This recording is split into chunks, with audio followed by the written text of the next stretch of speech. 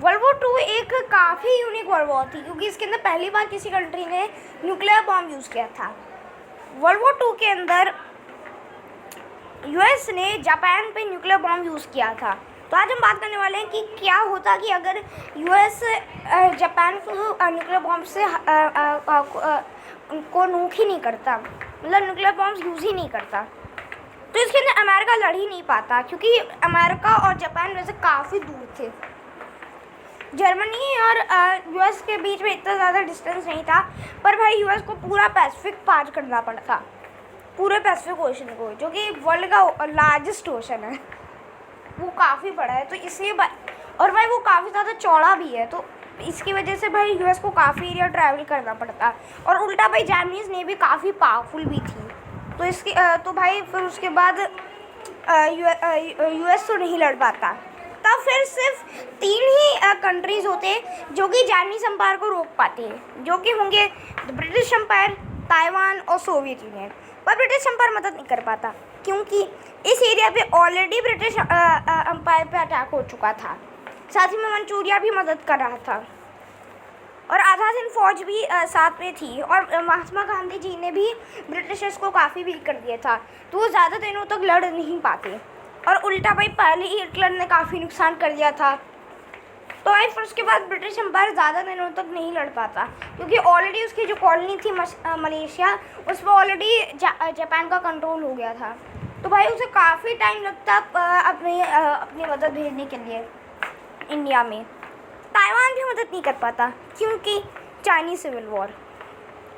Soviet Union भी नहीं हल कर पाता क्योंकि ट्रीटी साइन हो चुकी थी जापान के साथ, और यह ट्रीटी इसलिए हुई थी ताकि क्योंकि पहले ही सोवियत यूनियन को हिटलर पे शक हो गया था, इसलिए अब उसे डर लगा कि अगर हिटलर और जापान ने दोनों ने एक साथ ही हम पे हमला कर दिया तब तो हम हार जाएंगे, क्योंकि हमें अपनी आर्मी को डिवाइड करके 2 पावरफुल नेशन से लड़ना पड़ता।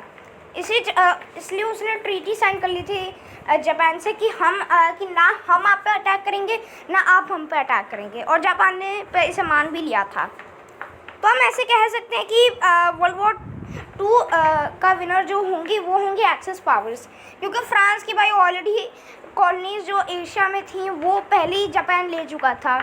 अब भाई और उसकी जो बाकी कॉलोनीज थी वो भी काफ़ी ज़्यादा दूर थी, और जब भाई वो ब्रिटिश एम्पायर को हरा दिया और सोवियत यूनियन भी नहीं लड़ पाया, ताइवान भी नहीं लड़ पाया, तब तो भाई फ्रांस कैसे लड़ता।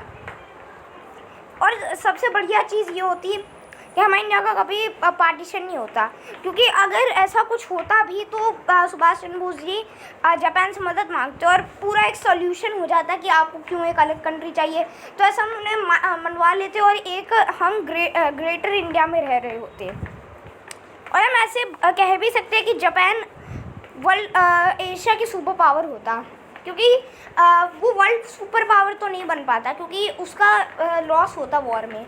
ये तो हम सबको ही पता है भाई, वॉर में सबका लॉस होता है सिवाय यूएस के, क्योंकि भाई वो क्योंकि उसके ज्योग्राफिक लोकेशन ही ऐसी है। दोनों वर्ल्ड वॉर्स में उसका कम ही नुकसान हुआ है बाकी कंट्रीज़ के मुकाबले। और वर्ल्ड पावर्स आप देख सकते हो यहाँ पे इंडिया इसलिए चाइना को इतनी जल्दी पीछे कर देता है क्योंकि कम्युनिस्ट पार्टी ऑफ चाइना के पास कोस्ट लाइन नहीं होती, क्योंकि ऑलरेडी उनका वो कोस्ट लाइन खो चुके थे, इसलिए यहाँ पे इंडिया आगे होता। जापान इसलिए आगे होता क्योंकि उसके पास साउथ ईस्ट एशिया है, और साउथ ईस्ट एशिया पे इसलिए उसने हमला किया था क्योंकि यहाँ पे काफ़ी ज़्यादा रिसोर्सेज है, इसलिए भाई उसने पहले सोवियत यूनियन पे भी हमला किया था ट्रीटी से पहले, क्योंकि सोवियत यूनियन के अंदर काफ़ी ज़्यादा यूनिक रिसोर्सेज है। पर स्टालिन के लीडरशिप में भाई मिलिट्री में काफ़ी आगे निकल गया था सोवियत यूनियन, इसलिए जापान उस पर इन्वेट नहीं किया, पर उसने साउथ ईस्ट एशिया पे हमला कर दिया था और उसमें वो सक्सेसफुल भी हो गया। Thanks for watching.